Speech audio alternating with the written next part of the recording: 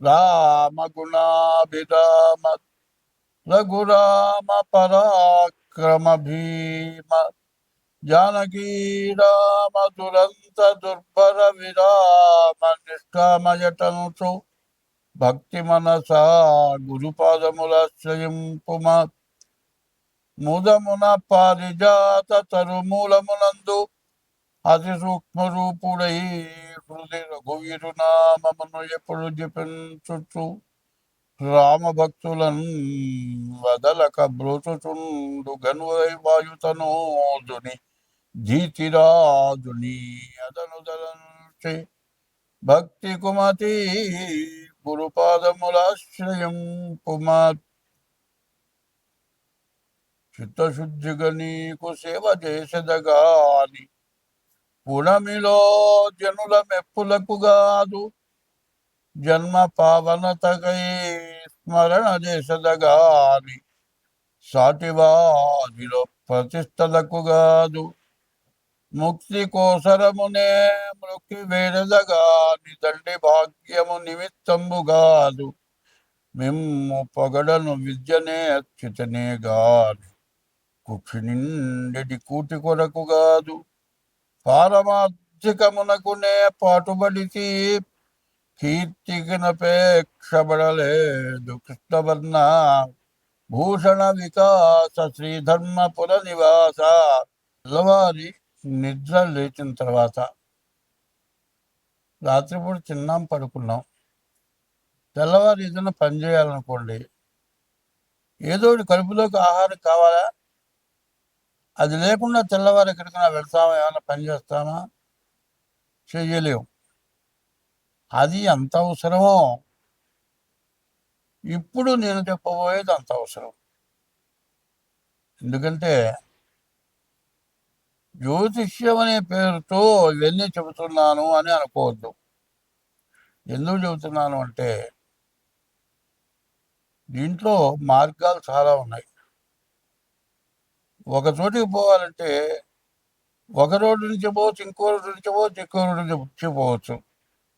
4-5 దారులుగా కూడా మనం ఒక స్థలానికి వెళ్ళాలంటే వెళ్తాం. అది ఎట్లాగో మనం బతకడానికి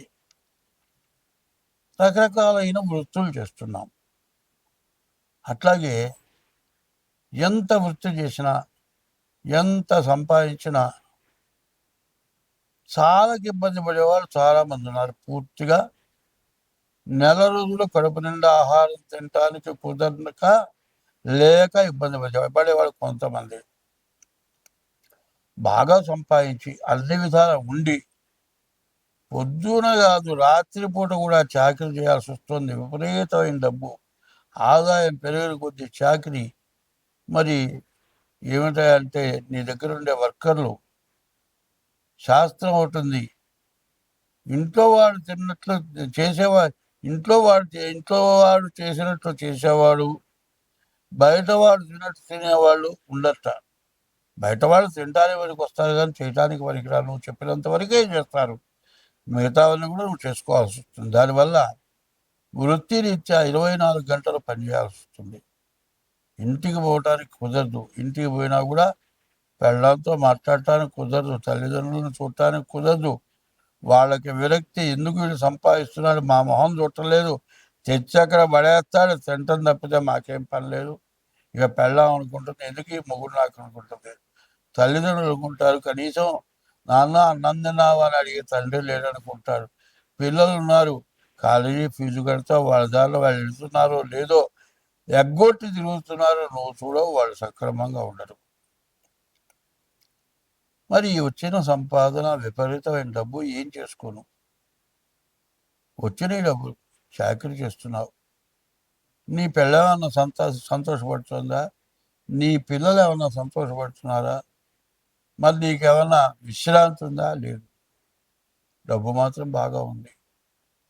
తినడానికి తిండి లేని వాడు అనుకుంటాడు, అబ్బా ఆయన తెగ సంపాదిస్తున్నాడు, అబ్బా ఎంత విపరీతంగా ఉందిరా, కనీసం మనతో మాట్లాడు, వాడి గర్వం అనుకుంటారు. వాడి బాధ వాడికి తెలుసు, వీడి బాధ తింటానే లేక వీడి బాధ వీడికి తెలుసు. సరే, ఇంత చేస్తే, బాగా సంపాదిస్తే కాస్త పిల్లలు వస్తారు, పిల్లలు వస్తే వాళ్ళు కాస్త అండవుతారు, గుమస్తాలతో పని లేకుండా జరుగుతుంది అనుకొని చాకరీ చేసిన తర్వాత పిల్లలు వచ్చి వాళ్ళు దేనికో దానికి బానిస అవుతారు, దుర్వ్యసనాలుగా బానిస అవుతారు. దీంతో వీడికి వయస్సు పెరుగుతుంది, వృద్ధాప్యం వస్తుంది.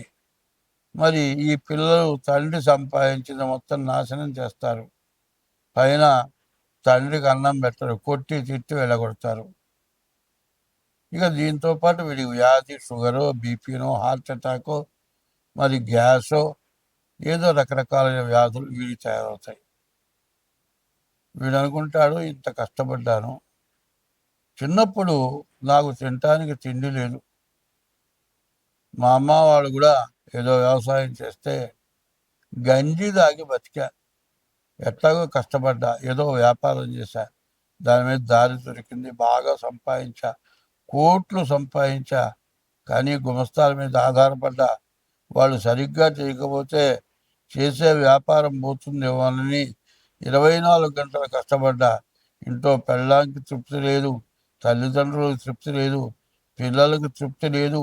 పోనీ 4 పిల్లల్లో ఒక్కడు బాగా చదువుకొని నా దగ్గరికి వచ్చాడు, వాడు పనిచేస్తున్నాడు, నాకు విశ్రాంతి దొరుకుతుంది అంటే వాడేం చేస్తున్నాడు, చేసే పని కాక ఓ తాగుడో జూదమో ఒక అమ్మాయినో మరి వాడు వాడు ఖర్చు పెడుతున్నాడు. తీరా వీడేమనుకుంటున్నాడు, ఇంత సంపాదించాడు కదా, వీడికి బుద్ధి లేదు, ఆఫీసులో పనిచేసే దాంతో తిరుగుతున్నాడు వీడు, దాన్ని దోచి పెడుతున్నాడు. పోనీ ఇది కాదండి, తాగుతున్నాడు, వీడి ఆరోగ్యం పాడైపోతుంది, ఏ కిడ్నీ పోతుంది అంటున్నారు డాక్టర్లు, వీడు వింటలేదు. ఇట్లా ఆలోచిస్తాడు. ఇట్లా ఆలోచించి ఆలోచించి ఆలోచించి వీడికి అనారోగ్యం పెరుగుతుంది. ఈ అనారోగ్యంతో ఏమిటి, అయ్యో ఇంత సంపాదించానే, చిన్నప్పుడు తినటానికి తిండి లేదే, ఇవాళ శోభితంగా తినటానికి అవకాశం ఉందే, చాకిరి చేసినంతకాలం తినటానికి ఖాళీ దొరక్క నానా అవస్థపడి చేశాను, తిండి కూడా మర్చిపోయినాను, ఈ కాస్త అయిపోయిన తర్వాత తిందాం, ఈ కాస్త అయిపోయిన తర్వాత తిందాం అనుకొని పొద్దున్న లేచిన లగాయతో రాత్రి దాకా తిండి తినకుండా చాకరీ చేసి అప్పుడు తినకపోతే కడుపులో పోలేదు. ఇవాళ విశ్రాంతి దొరికింది, తిందామంటే బీపీ ఉంది, షుగర్ ఉంది, కొలెస్ట్రాల్ ఉంది, హార్ట్ అటాక్ ఉంది, ఏది పడితే అది తినొద్దు అంటున్నాడు. అన్నీ చూసి సంతోషించదని తప్పితే ఏమిటి వాళ్ళు నా గతి, ఇంత ఉంది, ఏం చేసుకోను. పుట్టినప్పుడేమో తిండి లేదని అడగటం, వ్యాపారం చేసినప్పుడేమో సరైన చేతి కింద మనిషి లేడని అడగటం, తీరా బాగా 24 గంటలు కష్టపడి చేసిన తర్వాత కొడుకొచ్చి దుర్వ్యసనాలతో పాడైపోవటం, ఇదంతా కాక ఇంత సంపాదించాలి, ఇంత పోతుందని ఏడవటం, చివరికి రోగాలు రావటం, తినటానికి తిండి లేకపోవటం. ఎక్కడన్నా శాంతి ఉందా? శాంతి అనేది కావాలి. ఈ శాంతి ఎట్లా ఉంటుంది? ఇప్పుడు నేను చెప్పేది జ్యోతిష్యంలో కూడా ముందు మనిషికి ప్రశాంతత కావాలి. 24 గంటల ఆలోచన కాదు కావాల్సింది, 24 గంటల్లో కొంత మనకు ప్రశాంతత కావాలి. ఈ ప్రశాంతతే ఆరోగ్యాన్ని ఇస్తుంది. ఎందుకంటే మనం గాలి పీల్చుకుంటున్నాం, చెట్ల నుంచి వచ్చే ప్రాణవాయువు పీల్చుకుంటున్నాం, మన నుంచి గాలి బయటకు వదులుతున్నాం. మనతోటి పాటు పుట్టిన వాటికి మన శ్వాస వాటికి వికటిస్తుంది, బొగ్గు పులుసు వాయువు వాడికి పడదు. మనం వదిలిన శ్వాస చెట్టుకు పనికొస్తుంది. ప్రాణవాయువు దాని నుంచి వచ్చిన ప్రాణవాయువు మనకు పనికొస్తుంది. మన నుంచి వచ్చి వదిలినటువంటి బొగ్గు పులుసు వాయువు ఆ చెట్లకు ఉపయోగపడుతుంది. కానీ మనలో మనిషి ఏమన్నా ఉపయోగపడుతున్నారా? లేదు. జీవితం ఏమిటి? బాల్యం, యవ్వనం, కౌమారం, వార్ధక్యం. ఇంత జన్మ ఎత్తిన తర్వాత ఎప్పటికీ ఏ రోజుకి ప్రశాంతత మనస్సుకు తృప్తి, ఆనందం కలుగుతుందా? లేదు. లేక మా బొట్టు వారు జ్యోతిష్యం అడుగుతున్నారు.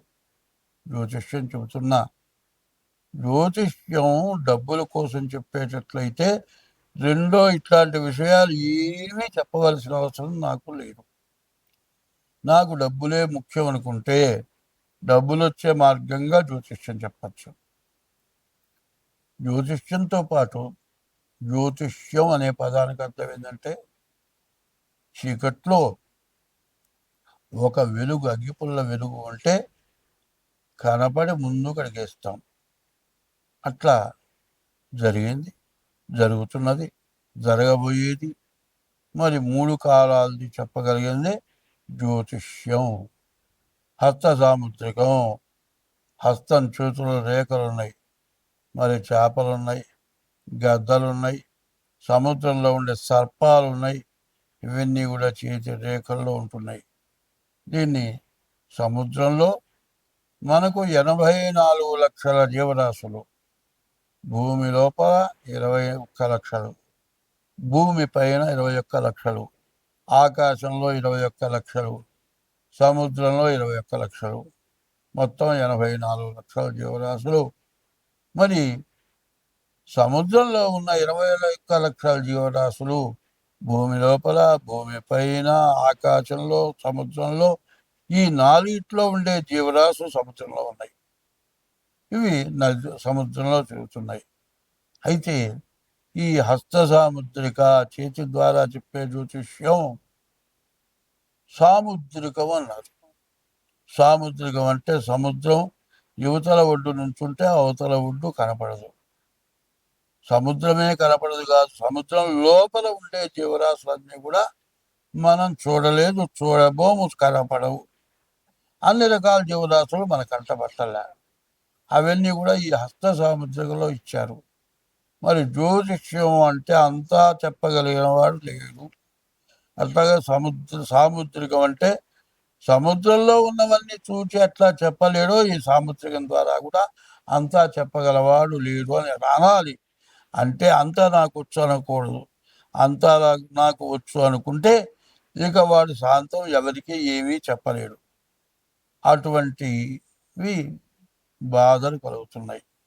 ఇటువంటి వాటితో పాటు కొన్ని ముఖ్యమైనవి నేను చెబుతున్నా. అది ఏమిటో ఇప్పుడు ఒక్కసారి వివరిస్తా. ఇది నీవు పడే బాధల వరకే ఇప్పుడు చెప్పా.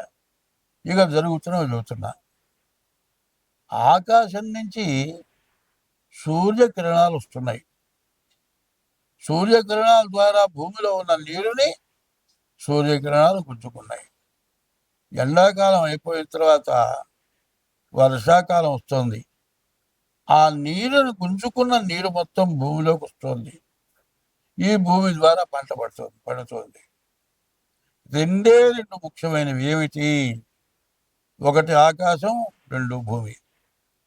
భూమి ఏమో భూదేవత తల్లి. తండ్రి ఎవరు? సూర్య భగవానుడు. ఈ సూర్య భగవానుడు ప్రపంచ దేశాల మొత్తంలో కూడా కనపడే సూర్య భగవానుడు ఒక్కడే. ప్రపంచ దేశాల మొత్తంలో కనపడేది భూమి ఒక్కటే. ఈ రెండే ముఖ్యమైనవి. అయితే వీటి మధ్యలో జలం వస్తుంది. ఈ జలం అంటే నీరు. ఈ నీటి వల్ల మరి అమర్నాథ్, హృషికేశ్, మరి హరిద్వార్, మరి అన్ని ప్రపంచం మొత్తం విపరీతమైన వరదల వల్ల చాలా బాధలు కలిగినాయి. అనేక రకాలైన సూక్ష్మజీవులు తయారైనాయి. రకరకాలైన వ్యాధులు వస్తున్నాయి. అందరం బాధలు పడుతున్నాం. మరి తింటే పర్వాలేదు, సంపాదించే డబ్బులు రోగాలకు పెట్టడం మొదలు పెడితే నీవు 10 సంవత్సరాలు కాదు 50 సంవత్సరాలు సంపాదించిన డబ్బు పెట్టినా రోగం తగ్గే లోపల డబ్బులు అయిపోతాయి. రోగం తగ్గుతుందో తెలియదు, తగ్గదో తెలియదు. ఇట్లాంటి సమస్యలతో మనం బాధపడుతూ ఉన్నాం. ఎందుకు బాధపడుతూ ఉన్నాం? మనం చేసిన పాపం వల్ల బాధపడుతున్నాం. ఆశకి మితం లేదు. ఎంత సంపాదించినా ఇంకా కావాలి. తృప్తించెందని మనుషుడు సప్తద్వీపములైన చక్కని బడునే అని తృప్తి లేని వాడు ఈ విధంగా బాధపడుతూ ఉన్నాడు. కాబట్టి మనం ఏం చెయ్యాలి అనేది ప్రతి వాళ్ళకి అవసరం. ఇది ఎట్లా? పీఠాధిపతులు, సన్యాసులు, వేదాంతవేత్తలు, వేదం, స్మార్తం, మరి వైష్ణవ సాంప్రదాయం, మరి శైవ సాంప్రదాయం, మాధవ సాంప్రదాయం, ఇట్లా రకరకాలైన సాంప్రదాయాలంతా కూడా కలిసి అయా ఇది మానవ జీవితం అనేది శాశ్వతమైంది కాదు, నశ్వరమైంది. ఎప్పుడు పోతుందో తెలియదు, ఎప్పుడు బతుకుతామో తెలియదు, ఎప్పుడు చచ్చిపోతామో తెలియదు. చావకుండా బతికినంత కాలం ఏ రోగం లేకుండా బతకడం ప్రధానమైంది. అనాయాసేన మరణం, వినాదైన్యేన జీవనం. ఏ రోగం లేకుండా బతకటం, ఎవరిని చేయిదాపకుండా జీవించటం, దేహాంతే తవ సాన్నిధ్యం. ఈ దేహాన్ని విడిచిన తర్వాత భగవంతుల్లో ఐక్యం కావటం, ఈ మూడే. మరి ఇది జరగాల్సిన పరిస్థితి రావాలి అంటే అందరం చేయవలసిన పని ఏమిటి? అది ముఖ్యంగా కావాలి. మీకు జన్మనిచ్చిన తల్లిదండ్రులు సర్వస్వం ధారపోసి మీకు అన్నం పెట్టి మిమ్మల్ని పెంచి పెద్ద చేసి విద్యాబుద్ధులు చెప్పించి ఉద్యోగాలు ఇప్పించి పెళ్లి చేసి అంతా చేస్తే మీరు తల్లిదండ్రులకు అన్నం పెట్టలేదు. చచ్చిపోయిన తర్వాత అంత్యక్రియలు చేయటం లేదు. మరి వాళ్ళు పోయిన తిథి రోజున ఆబ్దీకం, మరి ప్రత్యాబ్దీకం అంటే ప్రతి సంవత్సరం వచ్చే తిథి రోజున ఆబ్దీకం అనేది పెట్టాలి. తర్వాత గయాజాం పిండదానాచ, గయక వెండి పిండ ప్రదానం చేయాలి. త్రిభి పుత్రశ్చ పుత్రత, 3 చేసిన వాడు పుత్రుడు అనిపించుకుంటాడు. నీకు జన్మనిచ్చిన తల్లిదండ్రులకు ఇది చెయ్యాలి. బతుకుండంగా అన్నం పెట్టలేదు, వృద్ధాశ్రమాలకు పంపిస్తున్నారు, తల్లిదండ్రులను చూడటం లేదు, విదేశాల్లో ఉంటున్నారు. నేను మాత్రం రావటానికి కుదరదు, ఎవరన్నా తగలైంది అంటున్నారు. తర్వాత తగలేసిన తర్వాత ఏమిరా అంటే నాకు సెలవు లేదు, ఎవరన్నా కర్మ చేయండి, యూట్యూబ్లోనే చూస్తాను, లేకపోతే సెల్లో చూస్తాను, అట్లా అంటున్నారు. ఇది నువ్వు చేసే పని ఏమిటి? కొంచెం ఇంకిత జ్ఞానంగా ఆలోచించాలి. ప్రతి జీవరాశి కూడా 84 లక్షల రకాల జీవరాశులు ఉన్నాయి. చీమ దగ్గర నుంచి దోమ దాకా కూడా. ఒక జీవరాశికి కష్టం వస్తే, ప్రాణాపాయం వస్తే ఇంకొక జీవరాశి సంరక్షణ చేస్తుంది. మనం ఆ పని చేయటం లేదు. జీవహింస చేస్తున్నాం కానీ జీవరక్షణ చేయటం లేదు. జీవరక్షణ సంగతి ఎట్లా ఉంచు, జన్మనిచ్చిన తల్లిదండ్రులను చూడటం లేదు, కనీసం ఇష్టదైవాన్ని పూజించటం లేదు.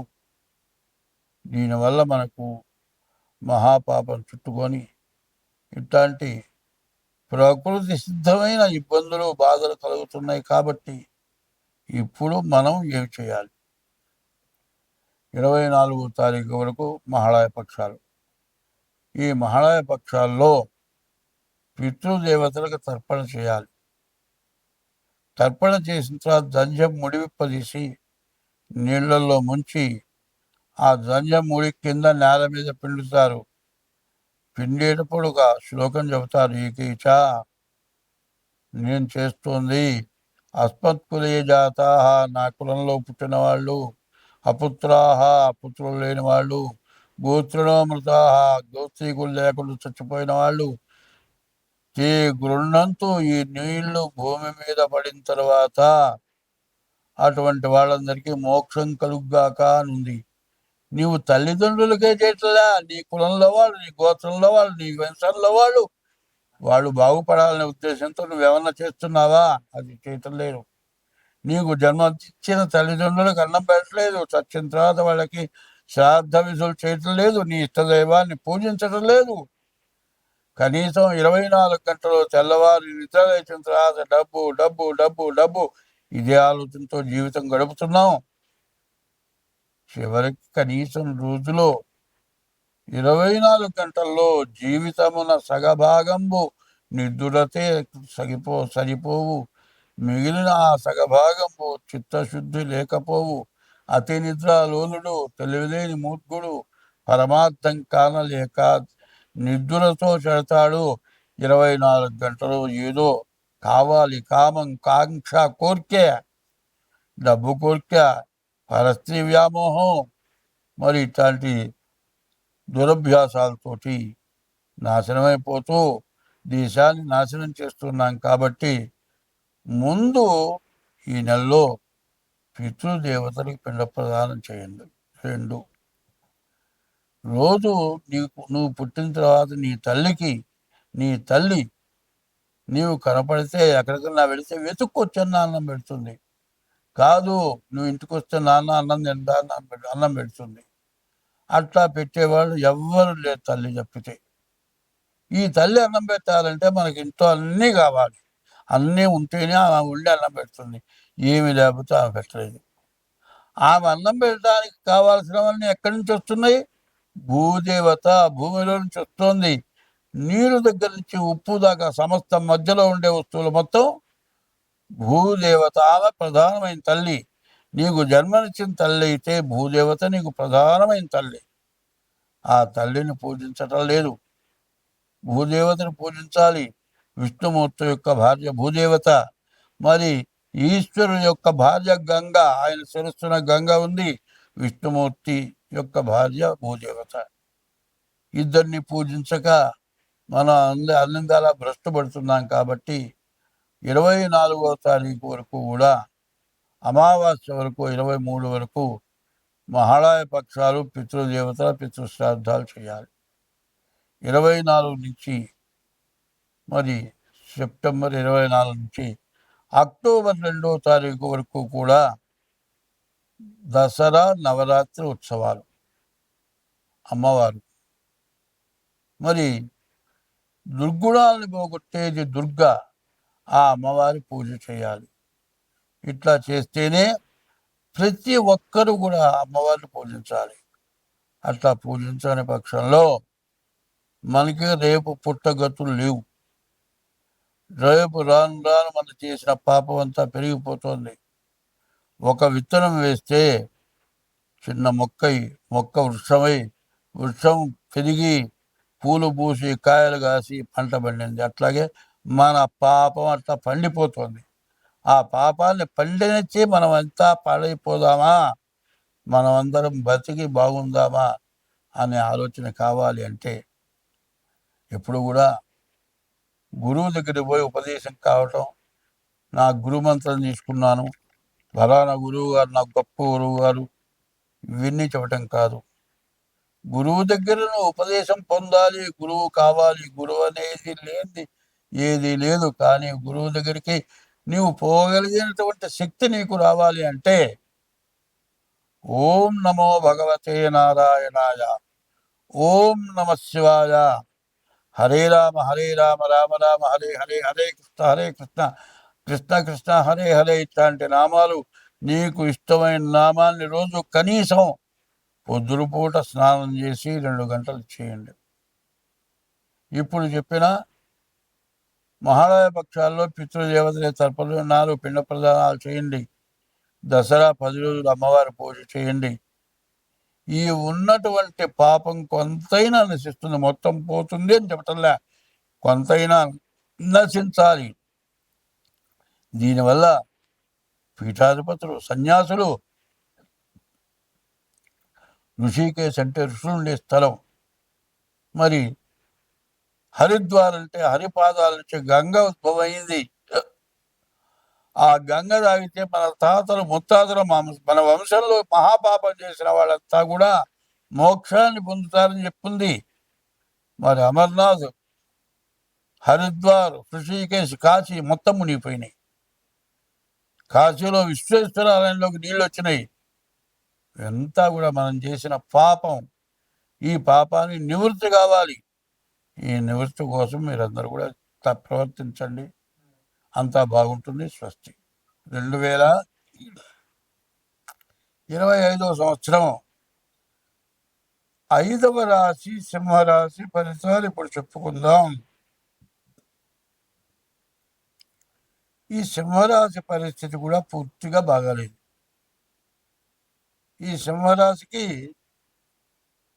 అష్టమంలో శని ఉన్నాడు.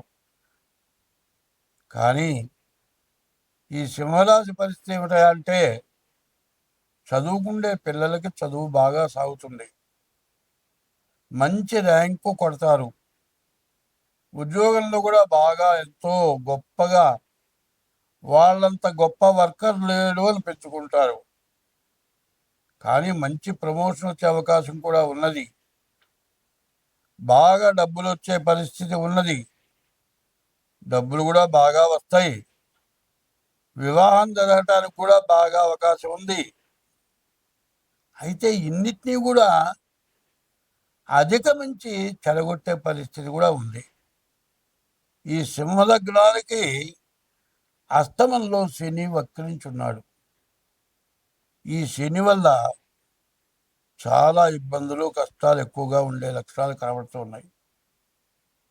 ఎట్లా ఉంటుందంటే మేము చిన్నపిల్లలు అప్పుడు బాగా గద్దలు తిరిగేవి, ఇప్పుడు కాకులు కూడా లేకుండా పోయినాయి చాలా వరకు. గద్దలు బాగా తిరిగేవి, గద్దలు తిరిగితే మేము చిన్నపిల్లలు అప్పుడు పళ్ళల్లో పెట్టుకొని గారెలు బజ్జీలు పునుగులు బజ్జీలు ఇట్లాంటివి అమ్ముకుంటూ వచ్చేవాళ్ళు. వాళ్ళు ఏం చేసేవాళ్ళంటే 3 పుల్లలు కలిపి పైన గోపురంలాగా పెట్టేవాళ్ళు. ఆ గద్ద చెక్క తన్నదంతే ఆ పుల్లలు పడిపోయేవి, కానీ దాంట్లో బజ్జీలు అవి కింద దొరికేవి కాదు. మేమేం చేసేవాళ్ళం, కొనుక్కొని చేత్తో పట్టుకుని తింటుండేవాళ్ళం. ఆ గద్దొచ్చి ఈ బజ్జో పురుగు తినేది కాళ్ళతో తన్నుకుపోవటమే కాక ఈ వేళ్ళు చెయ్యి మొత్తం దాని గోళ్ళు తరిగిలి గడ్డ పలుగుతో గీకినట్టే అంత రక్త ప్రళయం అయ్యేది. తినే తిండి పోయేది, చేతులు మొత్తం పుండ్లు పడేవి. అంత ఘోరమైన పరిస్థితి ఈ రాశికి కనబడుతోంది. ఈ సింహరాశికి ఈ అస్తమంలో శని వల్ల చాలా బాధలు, విపరీతమైన బాధలు. అయితే ఈ సింహరాశికి కుంభంలో ఉన్నటువంటి చంద్రగ్రహణం సప్తమ స్థానం, భార్యకి కష్టాలు వస్తాయి, వచ్చే డబ్బులు మొత్తం ఖర్చు అయిపోతాయి, అనేక రకాలైన వ్యాధుల వల్ల ఇబ్బందులు కష్టాలు బాగా ఎక్కువగా ఉంటాయి.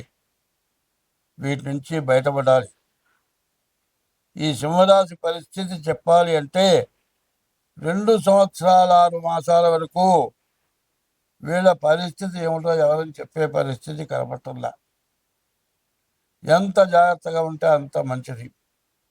అనవసరమైన ప్రయాణాలు చేయకూడదు, యాక్సిడెంట్లు అవ్వడానికి అవకాశం ఉంది, దెబ్బలు తగలటానికి అవకాశం ఉంది, బండి డ్రైవింగ్ చేసి ఇష్టానుసారంగా పోకూడదు. ఎవరైనా వచ్చి రా నేను బండి తోలుతాను రా కూర్చో అంటే పోకూడదు, వాడే శనిగాడు అంటారు. ఇంట్లో కూర్చున్న వాడిని తీసుకెళ్ళి బండి ఎక్కించుకెళ్ళి మరి యాక్సిడెంట్ చేస్తారు.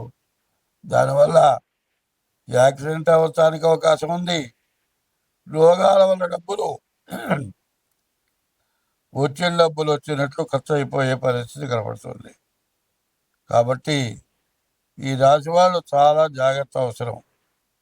డేట్ ఆఫ్ బర్త్ ద్వారా మీ జాతకం చూపించుకోవడం ఇంకా అవసరం. ఇట్లా చేయనట్లయితే ఈ రాశి వాళ్ళకి చాలా బాధలు, ఇబ్బందులు, కష్టాలు. డబ్బులు పోతే పోయినాయి, కానీ యాక్సిడెంట్ అయ్యి మంచంలో 2 నెలల్లో 3 నెలల్లో 4 నెలల్లో 6 నెలల్లో ఉండాలంటే చెప్పడానికి అలివి, కానీ ఖర్చు చేసే వృత్తి లేదు, ఆదాయం లేదు, డబ్బులు దొరకవు. కనీసం 1 ఏళ్ళు 2 ఏళ్ళు కూడా మంచంలోనే అవుతాయి. ఇట్లాంటి అష్టమ శనిలో నాకు దెబ్బ తగిలి తొంట ఎముక విరిగిపోయి లోపల రాడ్డేసి సంవత్సరం 3 నెలలు అట్నుంచి పొర్లకుండా మంచంలో ఉండాల్సి వచ్చింది. అప్పుడైన ఖర్చు ఎప్పటికీ, ఇది ఎప్పటి సంగతి, 15 సంవత్సరాల క్రితం. ఇప్పటిదాకా బాధపడుతున్నా ఆ బాధ్యత తీరక. అందువల్ల ఈ సింహరాశి వాళ్ళు ముందుగా డేట్ ఆఫ్ బర్త్ ద్వారా కానీ, డేట్ ఆఫ్ బర్త్ లేకపోతే హస్త సాముద్రిక ద్వారా కానీ ముందుగా మీ జాతకం చూపించుకోవడం చాలా అవసరం. అట్లా జాతకం చూపించుకొని ముందు మీ భవిష్యత్తు ఏందో చూసుకోవడం చాలా అవసరం. అట్లా కావాలంటే మేము జాతకం చెప్తాం. మేము జాతకం చెప్పాలంటే మాకు ఫోన్ నెంబర్లు 2 ఉంటాయి. 780-107-1946 ఇది ఒక నెంబరు. తర్వాత 6300061241 ఈ 2 నెంబర్లలో దేనికి ఫోన్ చేసినా పలుకుతాను.